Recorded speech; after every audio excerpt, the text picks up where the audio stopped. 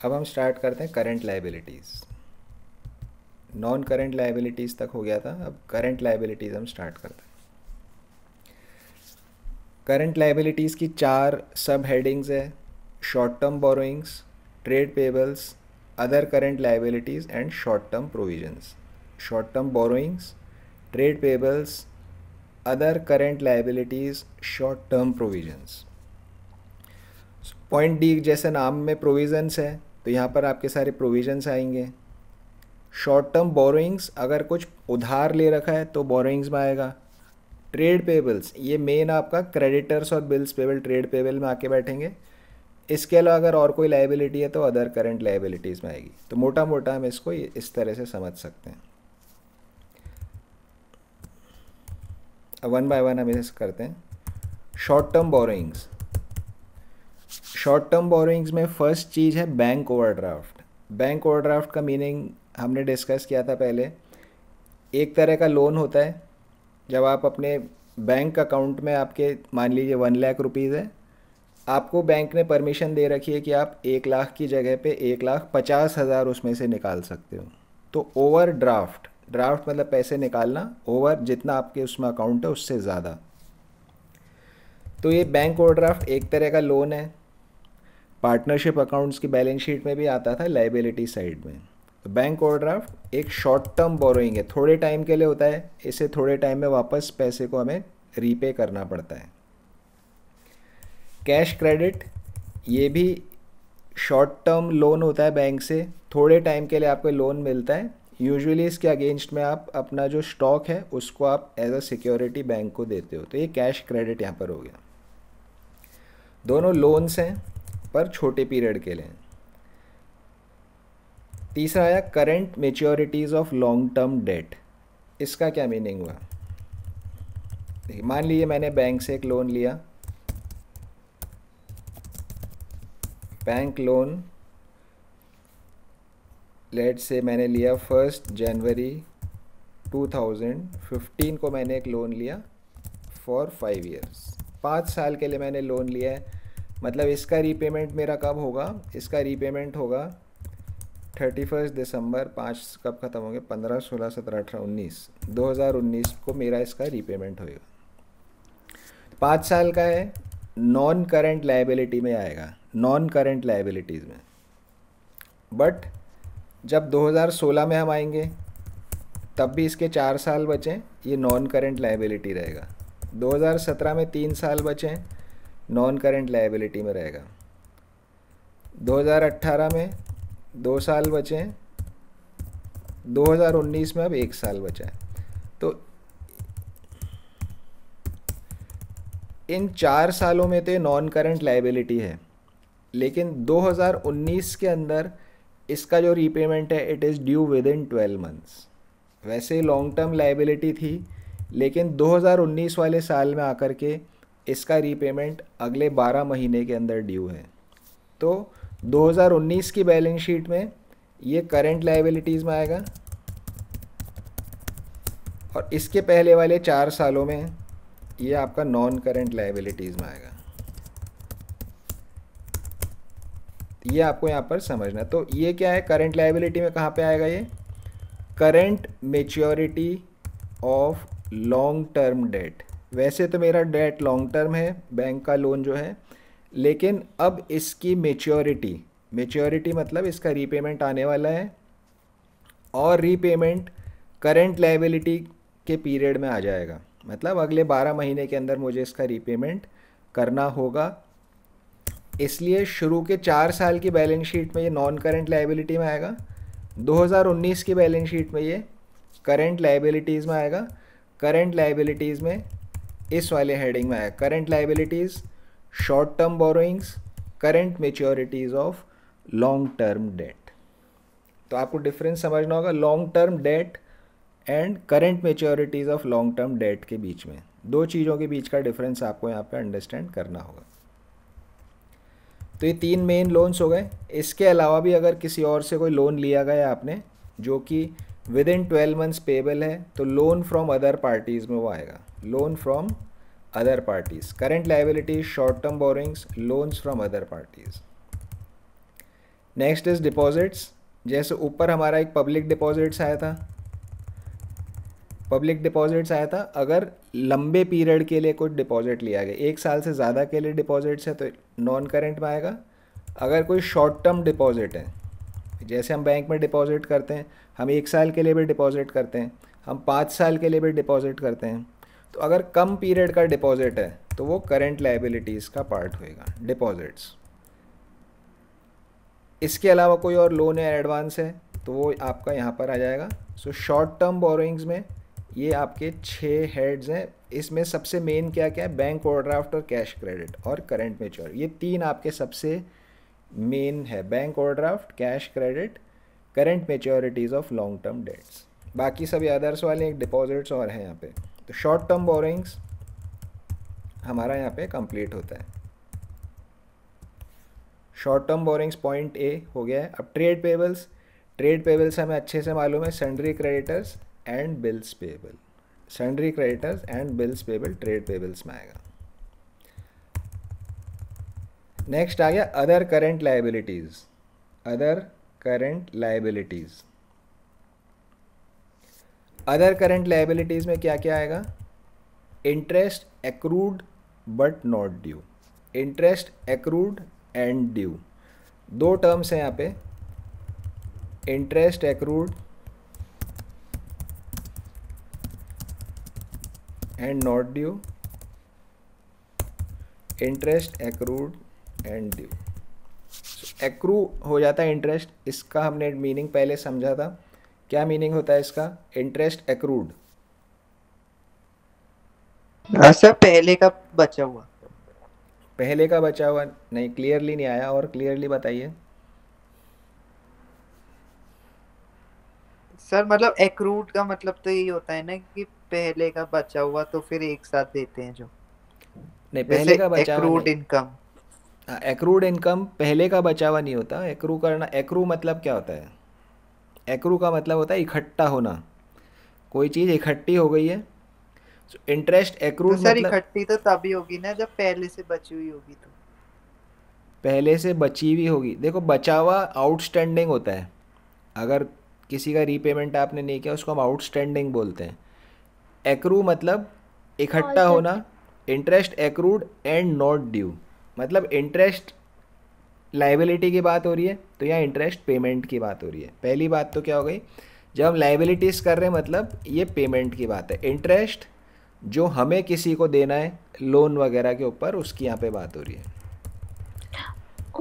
अब interest accrued and not due, interest accrued and due, इसका क्या मीनिंग होता है? देखिए, मान लीजिए मैंने कोई लोन लिया है, उस लोन का रीपेमेंट या उस लोन के ऊपर जो इंटरेस्ट मुझे पे करना होता है, साल में 2 बार मैं पे करता हूँ।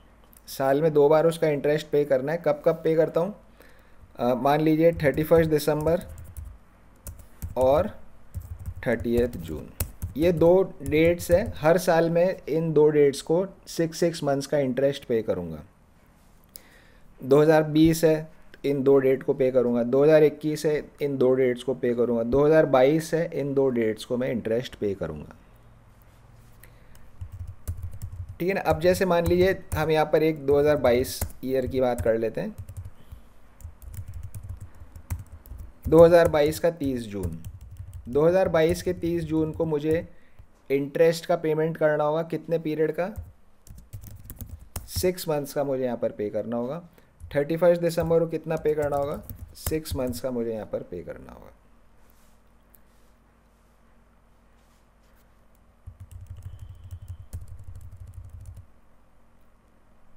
लेट्स से मैंने 2022 31 दिसंबर को 6 मंथ्स का पेमेंट कर दिया। अब क्या होगा, अब आएगा नेक्स्ट 31 मार्च 2023, 31 मार्च 2023 आएगा। अब इसके बाद यहाँ मैंने 6 महीने का पे कर दिया, मैंने 6 महीने का पे कर दिया, 31 मार्च 2023 आ गया। अब इस डेट को मुझे बैलेंस शीट बनानी है, यहाँ पर मुझे बैलेंस शीट प्रिपेयर करनी है। अब इंटरेस्ट का पेमेंट मेरा कब ड्यू है, 30 जून को ड्यू है। मुझे अभी 31 मार्च को इंटरेस्ट का पेमेंट नहीं करना है। इंटरेस्ट का पेमेंट कब होएगा, जब 30 जून 2023 आएगा। जब 30 जून 2023 आएगा तब इंटरेस्ट का पेमेंट यहाँ पर हमारा ड्यू होएगा। तो अब 31 मार्च 23 इसकी बैलेंस शीट में मैं इंटरेस्ट कितना दिखाऊंगा? अगर मैं इसमें दिसंबर तक का ही दिखाता हूँ इंटरेस्ट तो वो मेरा गलत होएगा। मुझे एक्सपेंस पूरा 31 मार्च 23 तक का दिखाने की ज़रूरत है। दिसंबर और जून में तो ठीक है, मैंने यहाँ पर एंट्री डाली थी इंटरेस्ट टू बैंक, तो मेरा खर्चा भी बुक हो गया। लेकिन जब मार्च 23 आया, यहाँ पर मेरा 3 मंथ्स का इंटरेस्ट एक्रूड है, तो मुझे एक्रूड इंटरेस्ट की एंट्री यहाँ पर डालनी पड़ेगी। 3 मंथ्स मतलब जनवरी, फरवरी और मार्च। एक्रू हो गया इंटरेस्ट यहाँ पे 3 महीने का, 3 मंथ्स की एक्रूड इंटरेस्ट की यहाँ पर एंट्री डलेगी। लेकिन क्या ये इंटरेस्ट पेमेंट के लिए ड्यू है अभी? सोचिए ज़रा, क्या ये 3 नो मंथ्स? सर। नहीं है, ये ड्यू नहीं है। एक्रू हुआ है, देखो 3 महीने का एक्रू हुआ है, जनवरी फरवरी मार्च का, लेकिन it is not due. Due कब होएगा? जून 23 में जाके ड्यू होएगा। तो इन 3 महीने का जो इंटरेस्ट है इसको हम बोलेंगे interest accrued and not due. Interest accrued and not due. Entry हमने क्यों डाली? क्योंकि हमें पूरे साल का खर्चे की एंट्री डालना ज़रूरी है, वरना हमारा P&L गलत हो जाएगा। तो 3 मंथ्स का इंटरेस्ट क्या कहलाएगा? Interest accrued and not due. अब मान लीजिए कि मैं जून के अंदर बैलेंस शीट बनाता हूँ। बैलेंस शीट तो मैं कभी भी बना सकता हूँ, यूजुअली आपके क्वेश्चंस में मार्च आता है, बट बैलेंस शीट हम कभी भी प्रिपेयर कर सकते हैं। लेट्स से मैं जून में भी बैलेंस शीट बना रहा हूँ। अब जून के अंदर मैं 3 महीने के इंटरेस्ट की और एंट्री डालूंगा, 3 मंथ्स इंटरेस्ट की एंट्री डालूंगा। अगर मैंने ये इंटरेस्ट अभी पे नहीं किया तो अब मेरा यहाँ 6 महीने का इंटरेस्ट एक्रू भी हो जाएगा और ड्यू भी हो जाएगा। मान लीजिए किसी कारण से मेरे पास पैसे नहीं थे, मैंने पे नहीं किया, तो इंटरेस्ट एक्रू भी हो जाएगा और ड्यू भी हो जाएगा। तो यहाँ पर इंटरेस्ट जो है ये क्या कहलाएगा? Interest accrued and due. क्योंकि यहाँ पर जून की डेट आ गई है जिस दिन इंटरेस्ट का पेमेंट मुझे करना होता है, तो एक्रू भी हो गया इंटरेस्ट और ड्यू भी हो गया। तो दोनों चीज़ें लाइबिलिटी है। लाइबिलिटी का मतलब अभी इसका पेमेंट हुआ नहीं है, पेमेंट हो गया उसके बाद तो हट ही जाएंगे, इनका कोई मतलब ही नहीं है। जब इस इंटरेस्ट को पे कर दोगे तो बात ही ख़त्म हो जाएगी, फिर लाइबिलिटी रही नहीं, बैलेंस शीट में आएगा ही नहीं। बैलेंस शीट में लाइबिलिटी में कब आता है? जब किसी चीज़ का पेमेंट किया नहीं गया हो। तो इंटरेस्ट एक्रूड, यहाँ पर हुआ interest accrued and not due, या आपका interest accrued and due. Definition अगर लिखनी है एग्ज़ाम में क्या लिखोगे? Where interest has accrued but the due date for payment has not yet arrived. Interest has accrued but the due date for payment has not yet arrived. अभी तक आई नहीं है ड्यू डेट की, पेमेंट की ड्यू डेट। यहाँ क्या लिखेंगे? Where interest is accrued and the due date for payment has also arrived. और ड्यू डेट ऑफ पेमेंट जो है वो भी हमारी आ गई है, तो इंटरेस्ट एक्रूड एंड ड्यू इसको हम यहाँ पर बोलते हैं। So interest accrued but not due, interest accrued and due. कुछ डाउट इसमें तो आप बताइए। No sir. रिमी को समझ आ गया? Yes sir. ओके। नेक्स्ट आ गया income received in advance. Income received in advance आसान सी बात है, किसी ने मुझे इनकम एडवांस में दे दी तो इट इज़ माई लाइबिलिटी। मान लीजिए कोई डॉक्टर है, डॉक्टर को हमने फ़ीस एडवांस में दे दी, भाई आपको हम 1 महीने बाद दिखाने आएंगे, आप फ़ीस अभी से ले लो। तो डॉक्टर की इनकम है, दिट इज़ एन इनकम जो कि उसको एडवांस में मिल गई। एडवांस मतलब अभी उसने मरीज को देखा नहीं है पर उसको इनकम एडवांस के अंदर रिसीव हो गई है, तो इट इज़ अ लाइबिलिटी। उसकी असलियत में इनकम कब बनेगी? जब वो मरीज को देख लेगा, फिर उसको पैसे लेने का हक हो गया, अब उसका एडवांस नहीं रहा। बट जब तक वो मरीज को नहीं देख रहा, हमने पैसा उसको दे दिया, तो इनकम रिसीव्ड इन एडवांस। शादियाँ होती है आजकल, शादियों का सीज़न चल रहा है इतना, शादी जहाँ पे होती है जो मैरिज हॉल्स होते हैं, 6 महीने पहले लोग बुकिंग करा लेते हैं जाके, क्योंकि सब भर जाती है मैरिज हॉल, अदरवाइज लोग 6 महीने पहले बुकिंग कराते हैं। बुकिंग कराते हैं तो बुकिंग कराते टाइम पैसे देना पड़ता है, 1 लाख 2 लाख रुपए आप बुकिंग के लिए देते हो। लेकिन मैरिज हॉल वाला आपको सर्विस कब देगा? जब शादी वहाँ पे होएगी, उसके पहले इट इज़ एन एडवांस। अगर आप कभी जाओगे ऐसे मैरिज हॉल की बात करने किसी अपने रिश्तेदार के साथ, तो बुकिंग वाला आपको क्या बोलता है? एडवांस पे करो। एडवांस मतलब शादी तो है 31 दिसंबर को, आपने बुकिंग करा ली जून में आपने 1 लाख रुपए 2 लाख रुपए पे कर दिया, तो ये मैरिज हॉल वाले के लिए इनकम है रिसीव्ड इन एडवांस, इनकम उसको एडवांस में मिल गई है। तो ये एक तरह की लाइबिलिटी है, क्योंकि सर्विस अभी तक इसमें रेंडर नहीं करी गई है। अनक्लेम्ड अनपेड डिविडेंड, जो डिविडेंड पे करती है कंपनी शेयर होल्डर्स को, डिविडेंड पे करते हैं, किस तरह से करते हैं देखिए।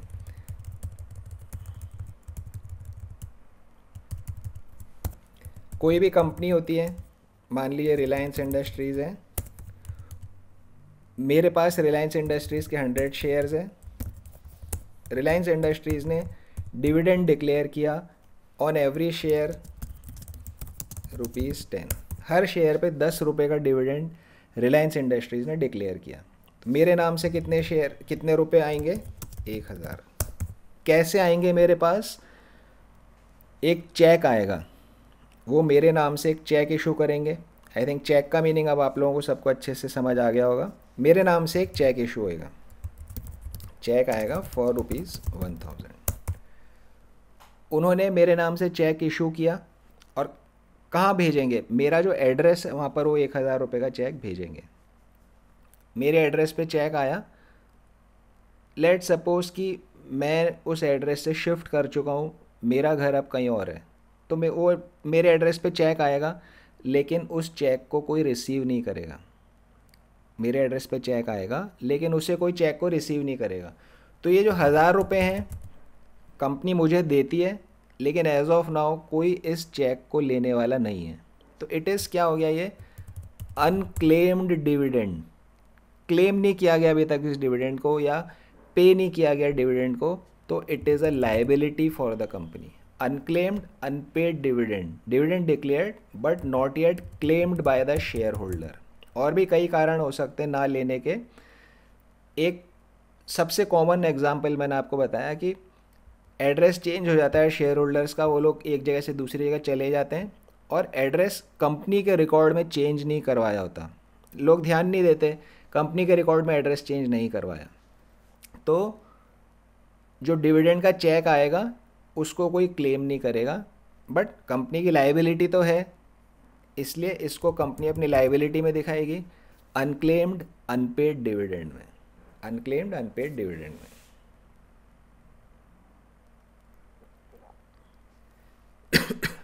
Next, excess application money refundable with interest. अगर आपको एप्लीकेशन मनी ज़्यादा मिला हुआ है, उसका रिफ़ंड करना ड्यू है, रिफ़ंड करना आपको, तो वो हम अदर करेंट लाइबिलिटीज़ में दिखाते हैं।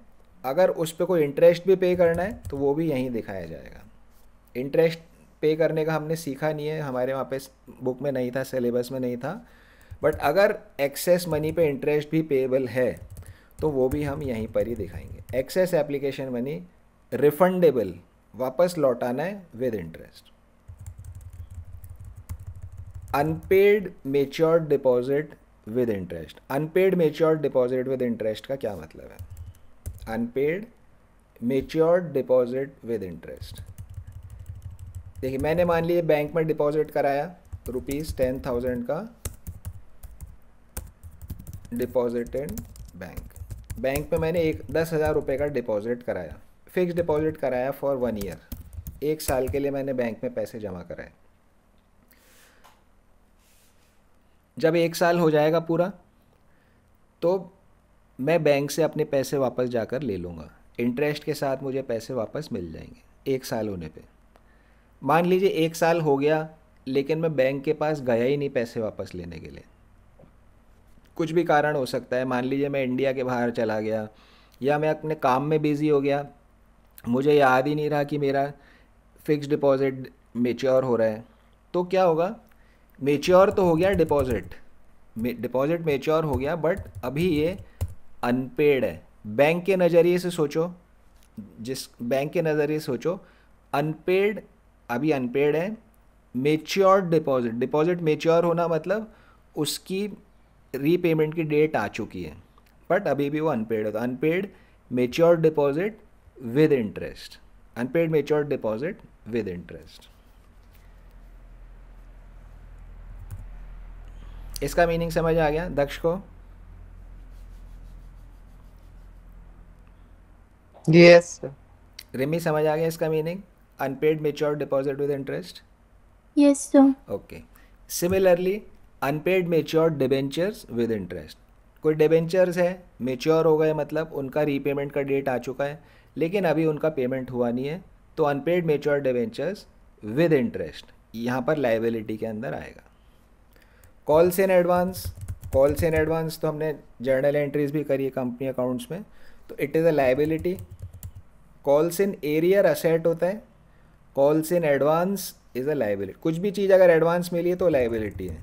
इनकम रिसीव्ड इन एडवांस भी एक लाइबिलिटी थी, तो कॉल्स इन एडवांस भी एक लाइबिलिटी है, तो ये अदर करंट लाइबिलिटीज़ में आता है। तो ये आपकी मेन अदर करंट लाइबिलिटीज़ हो गई। इसके अलावा अगर और कोई करंट लाइबिलिटी है तो वो अदर पेबल्स में आ जाती है।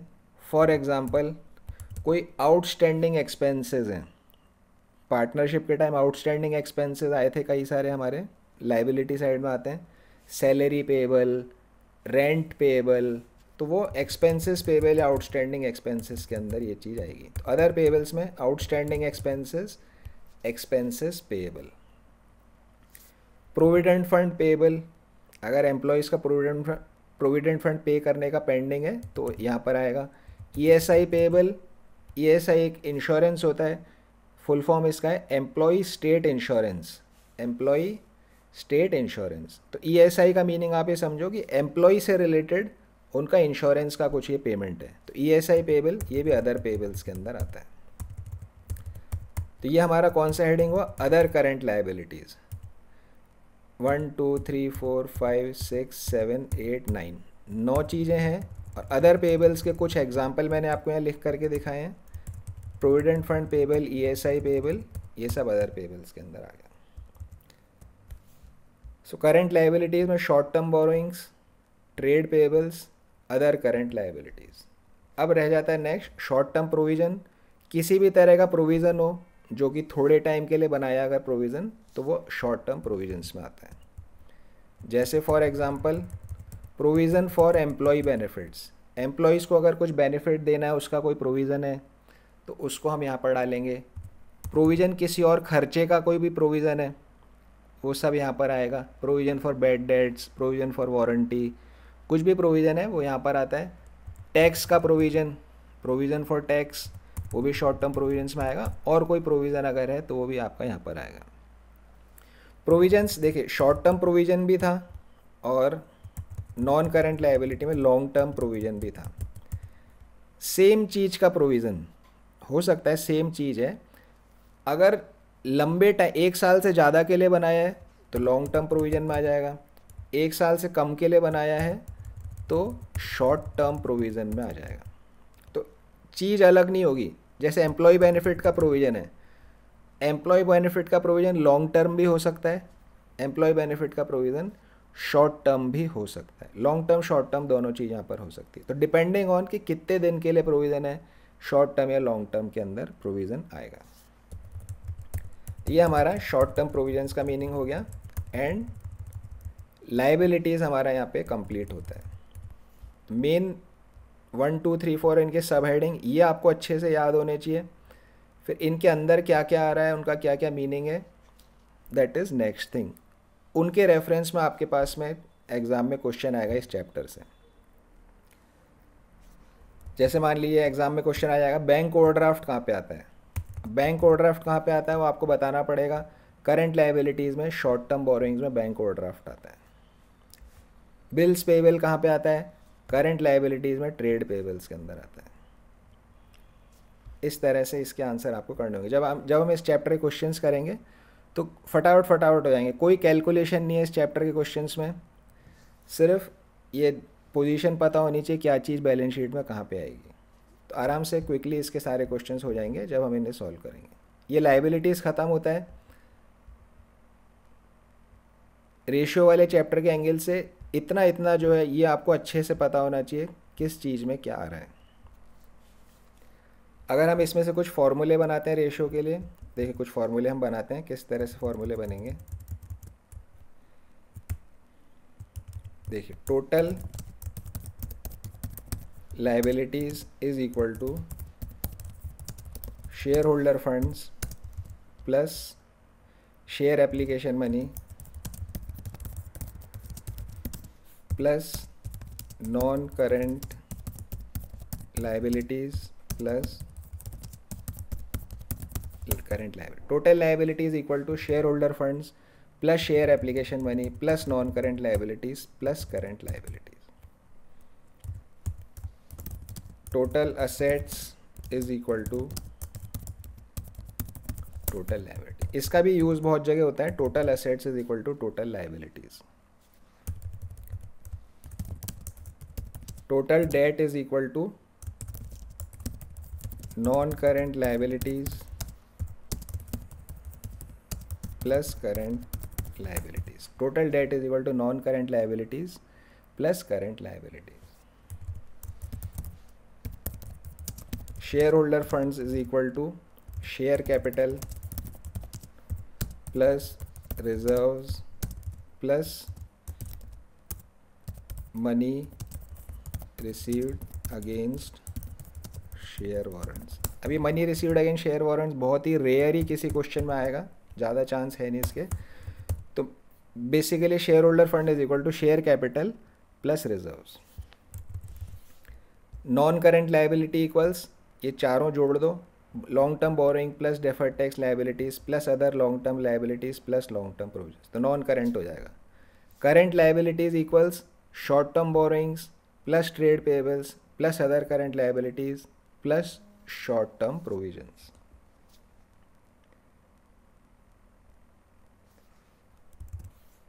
तो इस तरह से आपके यहाँ पे फॉर्मूले बनेंगे। और फिर इसके अंदर LHS RHS करके होएगा।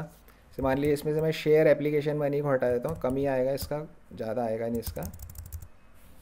अब मुझे टोटल लाइबिलिटीज़ दिया गया है, शेयर होल्डर फंड दिया गया है, नॉन करंट लाइबिलिटी दिया है, करंट लाइबिलिटी मुझे निकालनी है। तो ये फॉर्मूला मेरा चेंज हो जाएगा। Current liability equals total liability minus share holder funds minus non current liabilities. इस तरह से फॉर्मूले आपके LHS RHS से फॉर्म हो जाएंगे। चलिए अब नेक्स्ट हम चलते हैं असेट्स के ऊपर। असेट्स में दो मेन हेड्स हैं, non current assets, current assets. दो मेन हेड्स हैं, non current assets and current assets. Non current assets and current assets, दो मेन हेड्स यहाँ पर है। नॉन करंट असेट्स को हम पहले स्टार्ट करते हैं।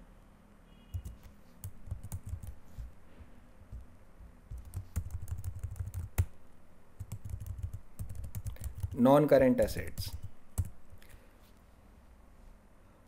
नॉन करंट असेट्स क्या होता है? Those assets which are not current assets, वो असेट्स जो कि करंट असेट नहीं है, या नेगेटिव डेफिनेशन है, इसको बोलते हैं नेगेटिव डेफिनेशन। करंट असेट्स तो बता दिया कि भाई 12 महीने से बाद जिसका पैसा मिलेगा that is current assets. Non current assets जिनका पैसा, सॉरी करंट असेट्स मतलब, करंट असेट्स मतलब convertible into cash with in 12 months, convertible into cash with in 12 months. तो नॉन करंट हो जाएगा not convertible into cash with in next 12 months, not convertible into cash with in 12 months. अगले 12 महीने में ये cash में convert होने वाला नहीं है। कब होएगा पता नहीं, लेकिन अगले 12 महीने में नहीं होगा। उसी को इस तरह से भी लिख सकते हैं, those assets which are not current assets. अब नॉन करंट असेट्स में सबसे फर्स्ट हेडिंग जो आया that is called property plant and equipment. Property plant and equipment, इसको जो फिक्स्ड एसेट्स होता है, फिक्स्ड एसेट्स का ये नया नाम है प्रॉपर्टी प्लांट एंड इक्विपमेंट। तो फिक्स्ड एसेट्स बोलिए चाहे प्रॉपर्टी प्लांट इक्विपमेंट बोलिए, सेम ही बात है। लेकिन अब आपको प्रॉपर्टी प्लांट एंड इक्विपमेंट लिखना है, इस चैप्टर का क्वेश्चन आता है। तो प्रॉपर्टी प्लांट एंड इक्विपमेंट में क्या क्या आता है, 1 2 3 4 4 चीज़ें इसके अंदर आती है। प्रॉपर्टी प्लांट एंड इक्विपमेंट में पहली चीज़ तो खुद प्रॉपर्टी प्लांट एंड इक्विपमेंट ही आएगा। Those assets which have physical existence, वो असेट्स जिनको हम छू सकते हैं, जिन्हें हम देख सकते हैं, मशीनरी, व्हीकल्स, बिल्डिंग्स, ये सब आपकी, जिनको आप टेंजिबल असेट्स बोलते हो। पहले यहाँ पे टेंजिबल असेट्स था, यहाँ पर पहले टेंजिबल असेट्स था, लेकिन अभी यहाँ पर इसको प्रॉपर्टी प्लांट एंड इक्विपमेंट ही बोला जा रहा है, property plant and equipment.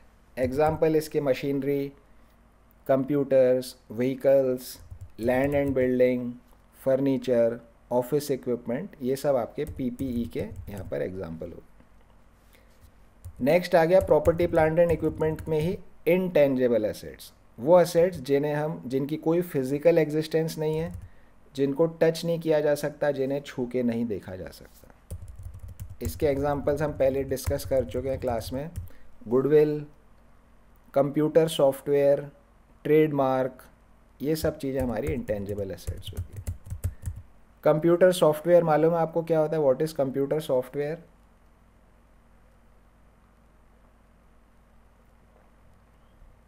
Computer software क्या होता है?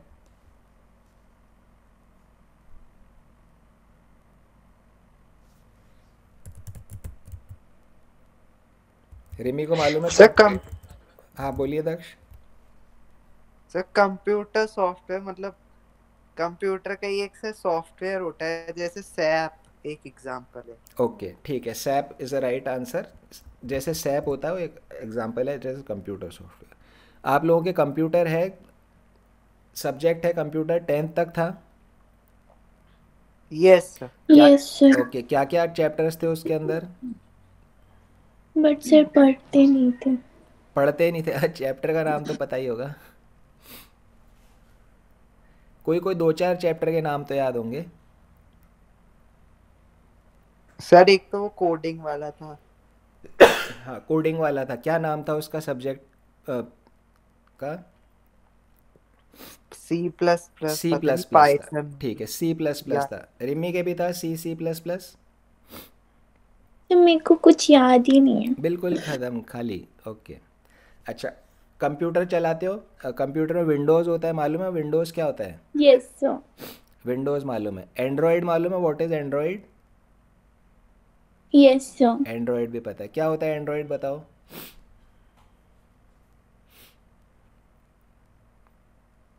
एंड्रॉयड क्या होता है, या विंडोज़ क्या होता है, what is Windows? Sir software होते हैं दोनों। सॉफ्टवेयर होते हैं दोनों, बात ठीक है, बट क्या करते है, क्या चीज़ उसके पीछे क्या है? जो आप लोगों ने कोडिंग सीखी थी, प्रोग्राम लिखना सीखा था आपने, उसी तरह से प्रोग्राम लिखे गए हैं। अभी जैसे ये हमने कंप्यूटर पे चला रखा है, तो ये कैसे चल रहा है ना, ये ऐसे कोई जादू से तो चल नहीं रहा। यहाँ हम टाइप कर रहे हैं, प्लस माइनस मल्टीप्लाई डिवाइड कर रहे हैं, सब काम यहाँ पर हो रहा है। तो ये कैसे चल रहा है, इसके बैक में किसी ने कंप्यूटर का प्रोग्राम लिखा गया है, पूरा बाकायदा बैठ करके पूरी प्रोग्रामिंग करी गई है। एंड्रॉयड है, आप मोबाइल खोलते हो, ऐप ओपन कर रहे हो, जितनी भी ऐप्स ओपन हो रही है आपके सारे कंप्यूटर सॉफ्टवेयर्स हैं। हर एक ऐप जो भी आप चला रहे हो अपने मोबाइल में, उसके बैक में कोई ना कोई कंप्यूटर का प्रोग्राम लिखा हुआ है। तो जब आप उस ऐप को प्ले स्टोर से डाउनलोड करते हो, तो वो प्रोग्राम आपके मोबाइल के अंदर लोड हो जाता है, और जब आप उसको ऐप पे टच करते हो तो प्रोग्राम चलना स्टार्ट हो जाता है। तो it is computer software, program लिखा गया, दिख नहीं रहा कुछ किसी को, लेकिन उसकी मदद से ही कंप्यूटर चल रहा है। तो इट इज़ एन असेट। जैसे ओला कैब है, ओला कैब बुक करते हो, रिमी के आपके यहाँ चलता है रिमी ओला कैब? नो सर, बट मैं करती हूँ, बाहर जाती हूँ। बाहर जाते हो जब करते हो, तो ओला कैब है, कैसे चल रहा है ओला कैब? उसके पीछे बहुत बड़ा प्रोग्राम लिखा गया है, है ना। उस प्रोग्राम में सारी लोकेशन और गाड़ी वालों की डिटेल्स, कितना फेयर होगा, सब चीज़ उसके अंदर सेव होती है। अब ओला कंपनी चली उससे रही है। अगर वो प्रोग्राम ना हो, मान लो ओला की ऐप नहीं होती, तो ओला कंपनी थोड़ी ना चल रही होती। ओला के पास और है ही क्या उस ऐप के अलावा। उस ऐप की स्ट्रेंथ पे ओला कंपनी चल रही है। ज़ोमैटो कंपनी चल रही है, उनके पास ऐप है बढ़िया सी, कंप्यूटर बनी हुई, सारे जितने भी रेस्टोरेंट्स हैं सबकी डिटेल उसमें आ जाती है। तो ये बिज़नेस चली उन एप्लीकेशंस की मदद से रहे।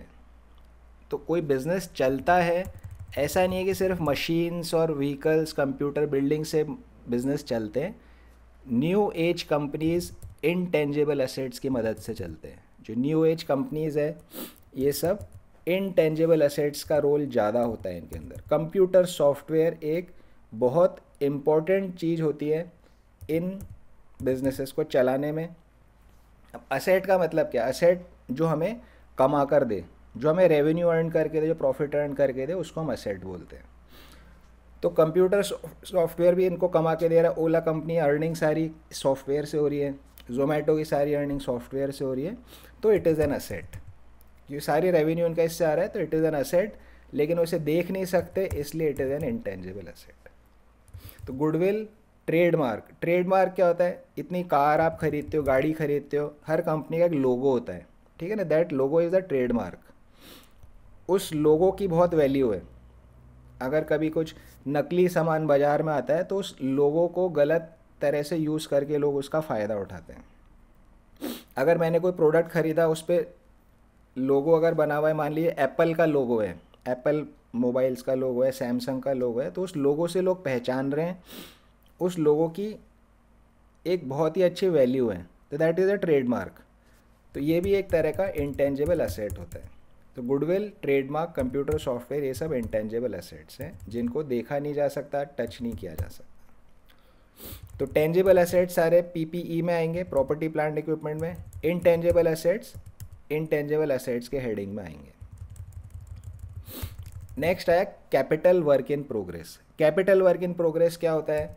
मान लीजिए कि हम एक नई ऑफिस बिल्डिंग बनवा रहे हैं, हमारा बिजनेस है new office building is constructed. एक नई ऑफिस बिल्डिंग हम यहाँ पर बना रहे हैं।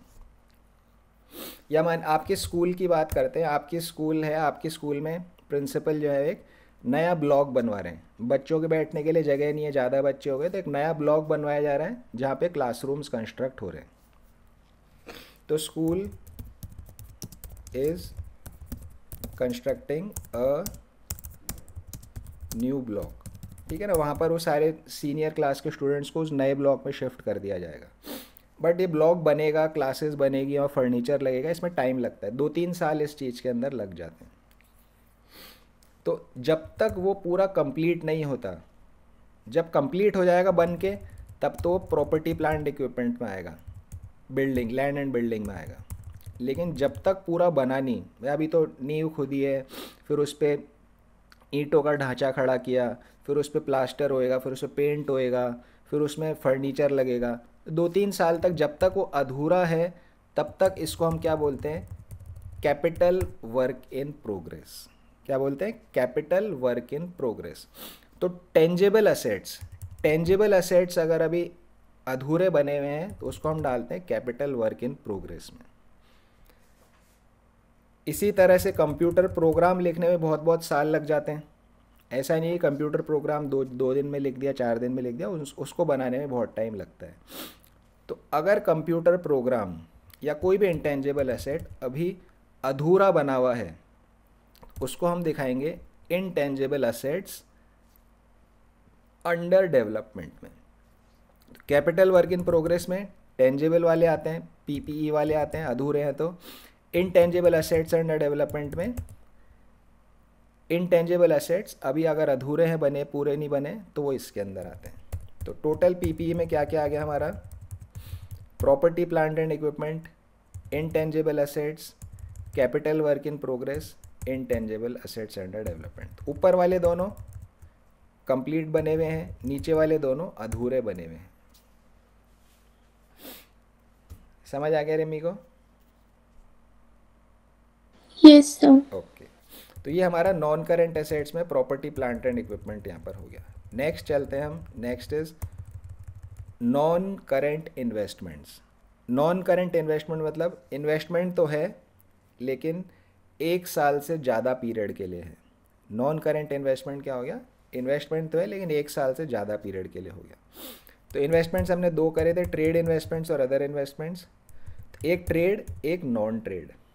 ट्रेड इन्वेस्टमेंट्स अगर आपने ऐसी कंपनी में इन्वेस्ट किया जो आपका खुद का बिजनेस प्रमोट करने के लिए है, हमने पार्टनरशिप में भी पढ़ा था ट्रेड इन्वेस्टमेंट्स, अपना खुद का बिजनेस प्रमोट करने के लिए ट्रेड इन्वेस्टमेंट में आ जाएगा। अगर अपना खुद का बिजनेस प्रमोट करने के लिए नहीं है तो नॉन ट्रेड इन्वेस्टमेंट होता है, वो अदर इन्वेस्टमेंट्स के अंदर आता है। ट्रेड वाला अपने खुद के बिजनेस को बढ़ाने के लिए है, अदर इन्वेस्टमेंट्स मेरे बिजनेस को बढ़ाने के लिए नहीं है बट फिर भी मैंने इन्वेस्टमेंट कहीं तो कर रखा है। इन्वेस्टमेंट यूजुअली किन किन चीज़ों में करते हैं, इन्वेस्टमेंट यूजुअली किया जाता है प्रॉपर्टी में। आपने ज़मीन खरीद ली या कोई दुकान खरीद ली, शोरूम खरीद लिया, प्रॉपर्टी में इन्वेस्टमेंट होता है। इक्विटी शेयर्स में होता है, किसी और कंपनी के इक्विटी शेयर आपने खरीद लिए, प्रेफरेंस शेयर्स खरीद लिए आपने किसी और कंपनी के, बॉन्ड्स आपने खरीद लिए किसी और कंपनी के, म्यूचुअल फंड्स आपने खरीद लिए किसी कंपनी के, गवर्नमेंट सिक्योरिटीज़ आपने खरीद ली। गवर्नमेंट सिक्योरिटी कहीं और पढ़ा है आपने किसी और सब्जेक्ट में, government securities? Yes economics, economics में कौन से चैप्टर में पढ़ा है? Demand chapter, deficit demand.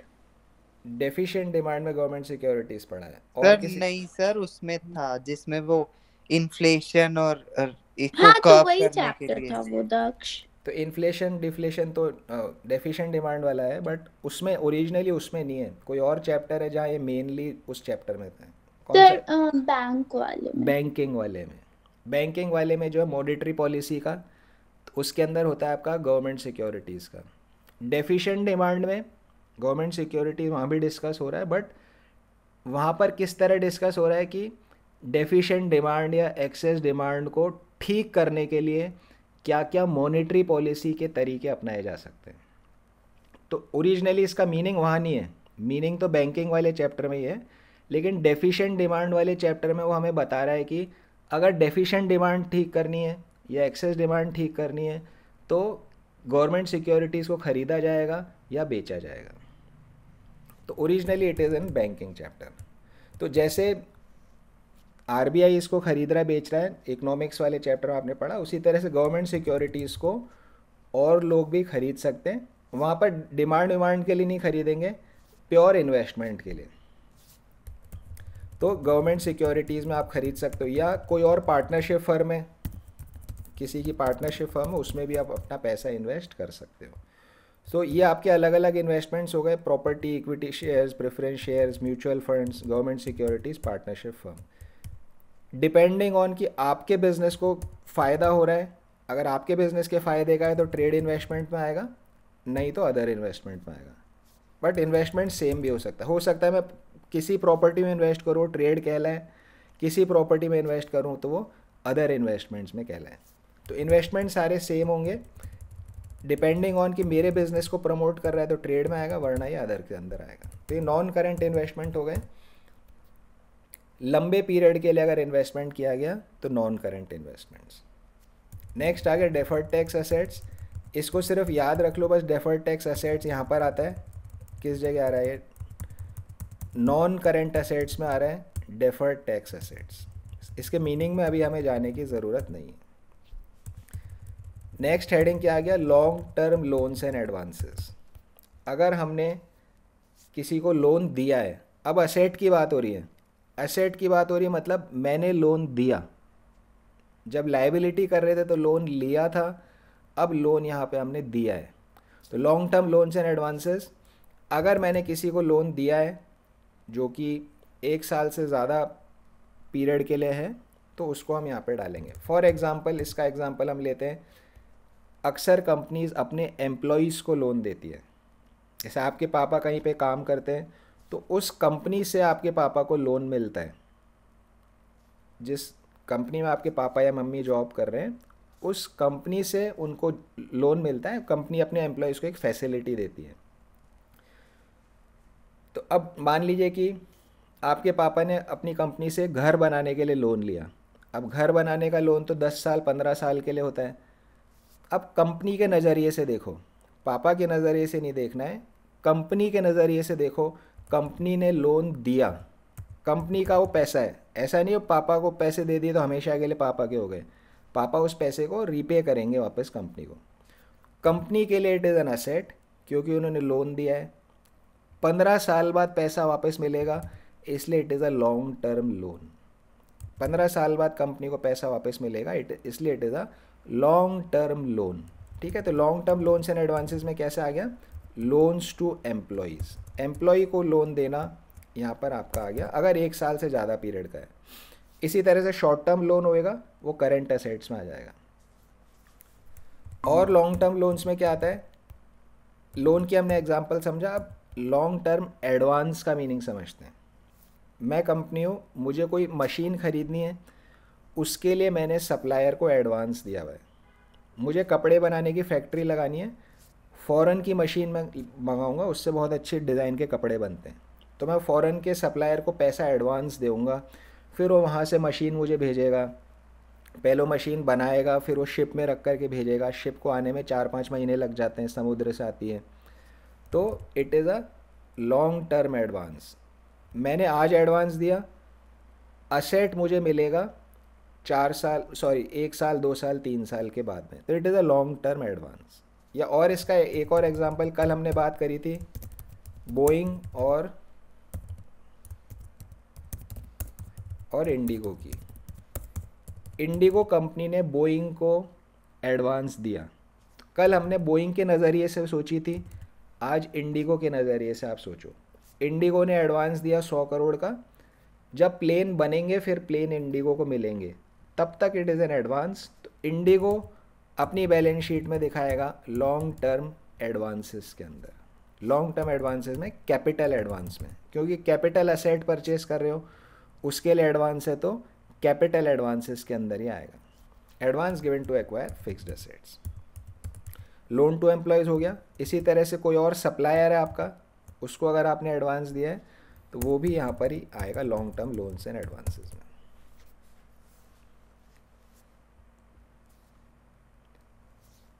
Rimi समझ आ गया यहाँ तक? Yes sir. तो long term loans and advances हो गया। देन आ गया आपका अदर नॉन करंट एसेट्स। ठीक है ना, क्या क्या देखो, क्या क्या हेड्स हो गए, वापस देखते हैं। प्रॉपर्टी प्लांट एंड इक्विपमेंट, इसमें tangible assets, intangible assets, tangible assets अधूरे वाले, इनटेंजिबल एसेट्स अधूरे वाले।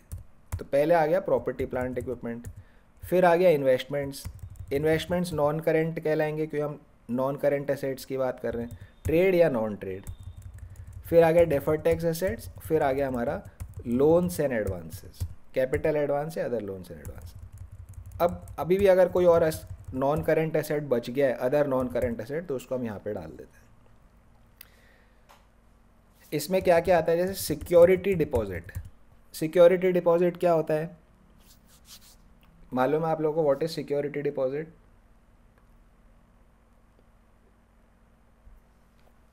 कभी सुना सिक्योरिटी डिपॉजिट? क्या? Yes yes sir. सर जैसे जब लोन लेते हैं तो कुछ सिक्योरिटी देते हैं वो? नहीं नहीं, वो सिर्फ सिक्योरिटी होता है। यहाँ सिक्योरिटी डिपॉजिट की बात हो रही है। आप लोगों ने दिया कभी सिक्योरिटी डिपॉजिट? क्या आप लोगों ने अपने स्कूल में सिक्योरिटी डिपॉजिट दिया हुआ है? सर यही तो होता है सिक्योरिटी डिपॉजिट। सर जैसे कोई हम प्रोडक्ट लेते हैं तो प्रोडक्ट के स्टार्टिंग में कुछ पैसे देती है और जब वो प्रोडक्ट वापस करते हैं तो वो पैसे वापस मिल जाते हैं, ये होता है? प्रोडक्ट मतलब? सर जैसे वो जियो फोन चला था हाँ तो ये हाँ कि हाँ, 500 रुपए दे दो, फिर बिल्कुल एंड बिल्कुल में। बिल्कुल। हाँ तो जैसे मान लीजिए कि आपने अपने घर पे ब्रॉडबैंड का कनेक्शन लिया है, ठीक है ना, तो ब्रॉडबैंड कनेक्शन लेते टाइम आप उसको 2,000 रुपये 3,000 रुपये डिपॉजिट देते हो। वो सिक्योरिटी के लिए रखता है कि भाई इन केस आपने कुछ ख़राब कर दिया तो आपके पैसे वापस नहीं देगा वो। लेकिन मान लीजिए आपने अच्छे से चलाया फिर बाद में उसका मोडम उसको वापस लौटा दिया, तो आपकी डिपॉजिट वो आपको वापस कर देगा। इसी तरह से हम हमारे घर में लेते हैं, बिजली का कनेक्शन जब हम लेते हैं तो हम कुछ पैसा डिपॉजिट जमा कराते हैं गवर्नमेंट के पास में। अगर किसी दिन आप अपना इलेक्ट्रिसिटी कनेक्शन सरेंडर कर दो तो आपको पैसा वापस मिल जाएगा। ये होता है सिक्योरिटी डिपॉजिट। आपके स्कूल की बात करते हैं। जब आप स्कूल में एडमिशन लेते हो तो आपकी फ़ीस के साथ सिक्योरिटी डिपॉजिट भी जमा होता है। क्या काम है उसका? भाई किसी दिन आपका बच्चा बहुत शैतान है, उसने स्कूल में कुछ तोड़फोड़ कर दी, तो उस डिपॉजिट में से स्कूल वाले नुकसान की भरपाई करेंगे। मान लो रिम्मी को किसी दिन गुस्सा आ गया, उसने टेबल तोड़ दी स्कूल में, तो अब स्कूल वाले कहाँ से पैसे लाएंगे? वो उस सिक्योरिटी डिपॉजिट में से उस पैसे को वसूल करेंगे। जब आप अब 12th में अब आप स्कूल छोड़ोगे, जब आपको टीसी मिलेगी, भाई यूजुअली 99% केस में ऐसा कभी होता नहीं है, डिपॉजिट का पैसा एज इट इज़ सबको वापस मिल जाता है। अभी जब आप लोग स्कूल छोड़ोगे, जब आपको टीसी मिलेगी 12th के बाद, तो आप सबको सिक्योरिटी डिपॉजिट का पैसा वापस रिफ़ंड होता है। अब आपके स्कूल में लिया नहीं लिया मुझे नहीं पता, बट अधिकतर स्कूलों में सिक्योरिटी फिर डिपॉजिट लिया जाता है। लिया जाता है, तो वो आपको डिपॉजिट वापस मिलेगा। तो ये होता है सिक्योरिटी डिपॉजिट। या अगर किसी ने कुछ उसमें बच्चे ने कि स्कूल में कुछ तोड़ फोड़ कर दी, तो स्कूल अपना नुकसान उस पैसे में से, फिर उस बच्चे को डिपॉजिट वापस नहीं मिलेगा, उस डिपॉजिट में से स्कूल अपना नुकसान पूरा कर लेगा। तो ये अदर नॉन करेंट, तो ये तो स्कूल की बात हुई।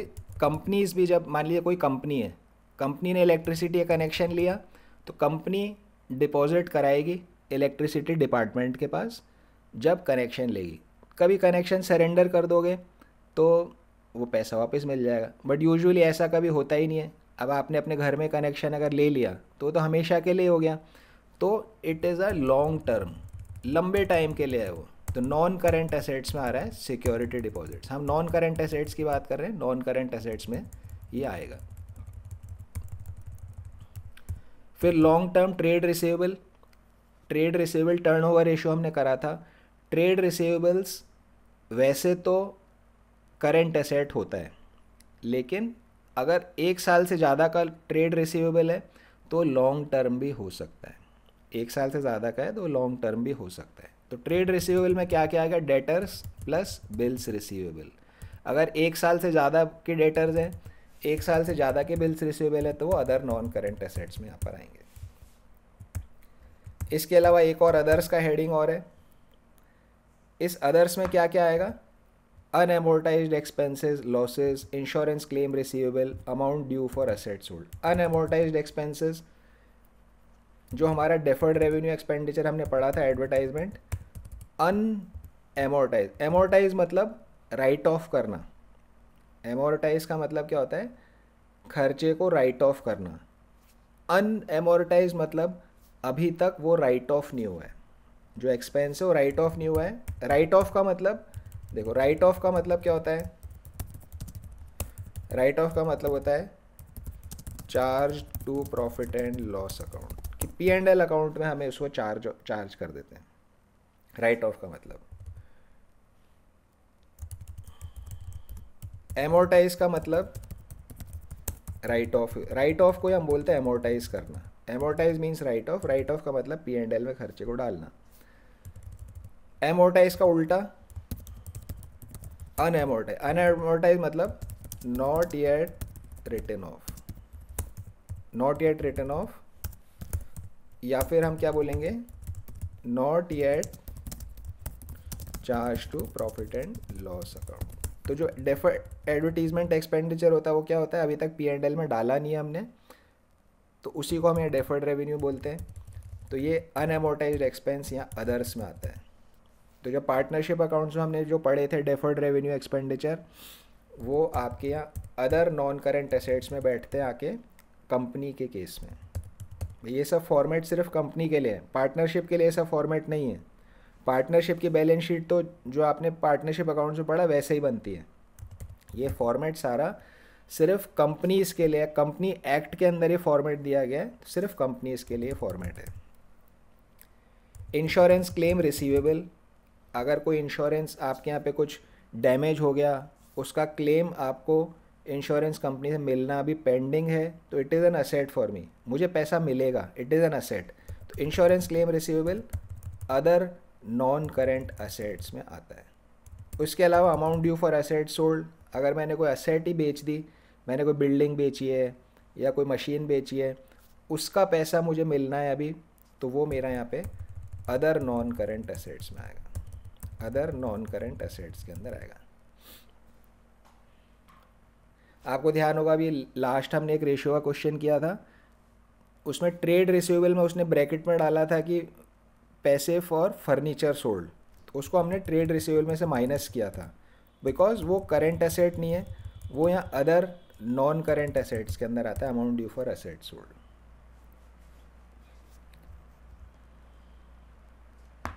ओके, तो ये हमारा हो गया यहाँ पे नॉन करेंट एसेट्स। दो ही मेन हेडिंग है, नॉन करेंट एसेट्स और दूसरा हो गया हमारा करेंट एसेट्स। तो नॉन करेंट एसेट्स हमारे यहाँ कंप्लीट हो गया। अब एक करेंट एसेट और रहता है, करेंट एसेट के बाद ये बैलेंस शीट फॉर्मेट हो जाएगा हमारा, देन हम वापस रेशियो के क्वेश्चंस करना स्टार्ट कर देंगे। तो करेंट एसेट्स, आई थिंक अभी टाइम हो गया, 2 मिनट बचते हैं, तो इसको हम करेंट एसेट्स को कल ही स्टार्ट करेंगे। अभी इसमें से किसी चीज़ पॉइंट में आपको डाउट है तो आप वापस पूछ सकते हो उसे, जितनी बैलेंस शीट नो सर। करिए। रिमी कुछ डाउट नो यहाँ तक? सर, आप अपलोड कर देना। हाँ, ये मैं अपलोड कर दूंगा। तो ये जो हमने किया है, इससे आपका फर्स्ट चैप्टर का भी प्रिपरेशन हो गया है, फर्स्ट चैप्टर का भी आपका इसका प्रिपरेशन हो गया है। इतना जानने के बाद आप इसके इसमें से इस चैप्टर में